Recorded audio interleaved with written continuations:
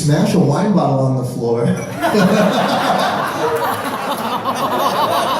a joke. Please don't do that. I think there's at least one more Grudo wedding I want to be invited to. No, there's one more speech, and it's going to be the best speech, and then you have to go back to listening to my inane American prattling. And this is the speech from the bride and groom themselves, and you all know who they are. And I can't wait to hear what they have to say. No jokes, just Amy and Ron.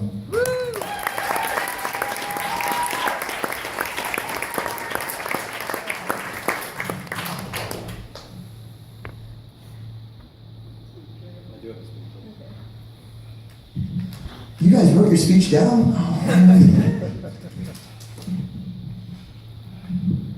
Good evening, everyone. Today, we join two families, the Goethos and the Drysises,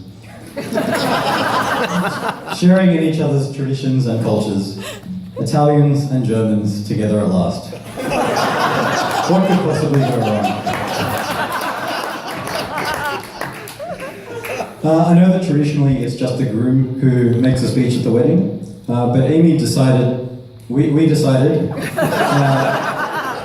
that I could do with some supervision, assistance. I hope that we can all agree that today has been a rounding success, particularly because snow.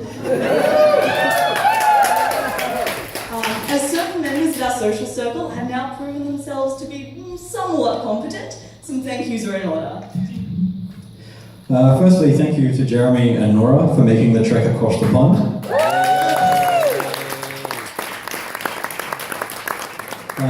Although, considering the weather yesterday, we do appreciate that this might not be exactly the Australian holiday that you Yanks tend to expect.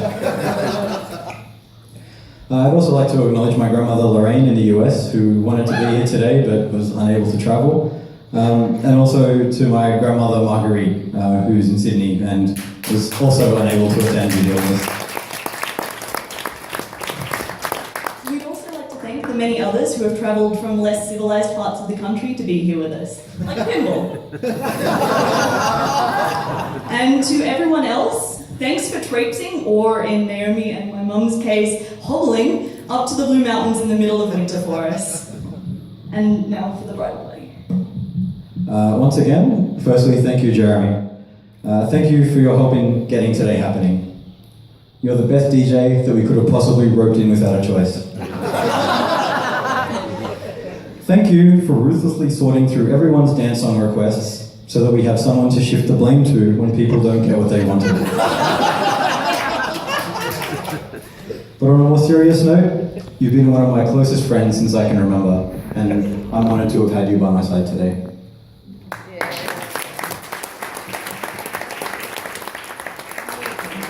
Naomi, thank you for your continued support, your matronly advice, and your motivation. Without you, today would have featured a much more frazzled bride.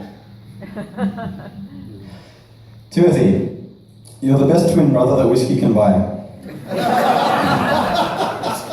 Thanks for the wonderful advice you've given me over the years, and thank you for all the help in preparation for today and during the day, especially for handling Mum and Dad.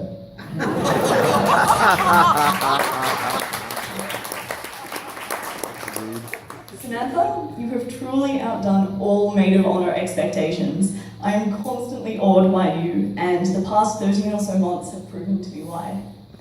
Thank you for the love, the support, and for letting me borrow your supremely talented mother.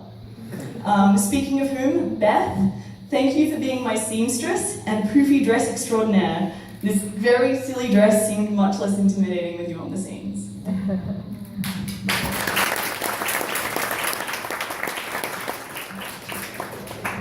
Thank you to Becky, without whom none of you would be here today. She did the invitations.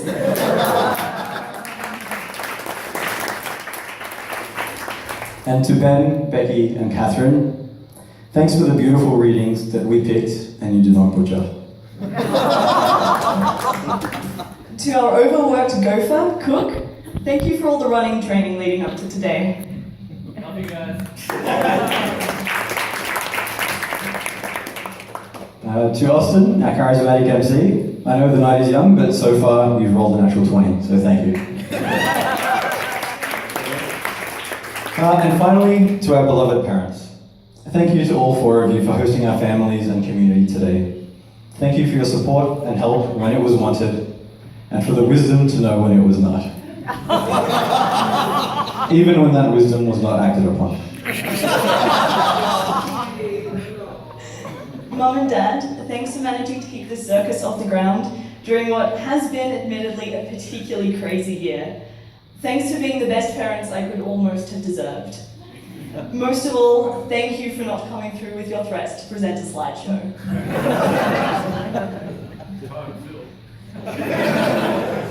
Mum, Dad, thanks for selflessly helping out with a second wedding in such quick succession. It's great knowing that when something is delegated to you, it is done above and beyond. The preparations for today didn't seem so bad, knowing that you had our backs.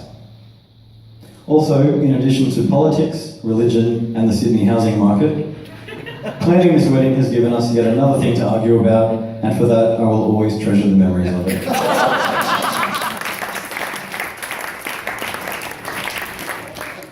We are humbled and greatly honoured that you have all chosen to be a part of our day and our lives.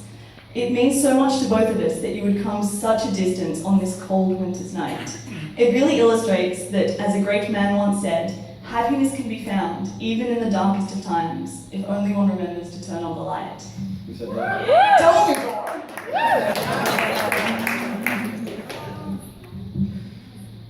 Some of you may now be wondering, as I am, why we did the things we did. We know that the middle of winter is not generally a time for weddings. However, the two of us share quite a fondness for winter, and really, which season encourages the warmth of community more? The gathering together around a warm fire and branding together to beat back the chill of the night, for us represents exactly what a wedding should be, a warm glow in the darkest of times. Another reason we chose this time of year is that it meant that we didn't have to change our anniversary date. Our first date was regrettably on a Boxing Day. We bonded over peri-peri pizza and a movie marathon because we began our time together in much the same way that we intended to continue. And as you heard, Sam joined us as well. For 4 years now, we've celebrated our half-anniversary instead of our anniversary because it's just a lot easier than trying to do something. Because a specific gift-giving occasion on Boxing Day is just very inconvenient. It's a great relief to us now that we no longer need to live a lie. Although it's a shame we don't get to celebrate our half-anniversary tomorrow, it's a price that we had to pay. So, that means that today is exactly 6 months to Christmas. We hope that we have warmed you and filled your heart with cheer, because wherever you find love, it feels like Christmas. And Dom, for me, you make it Christmas every day.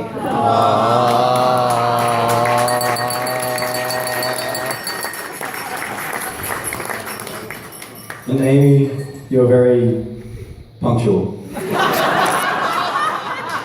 And the best thing that's ever happened to me.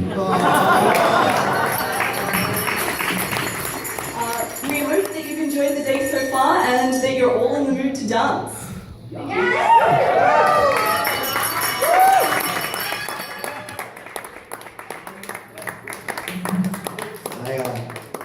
I think one more thank you is in order, and that's to the two people whose love brought us here tonight. So just one more final big round of applause for Dom and Amy.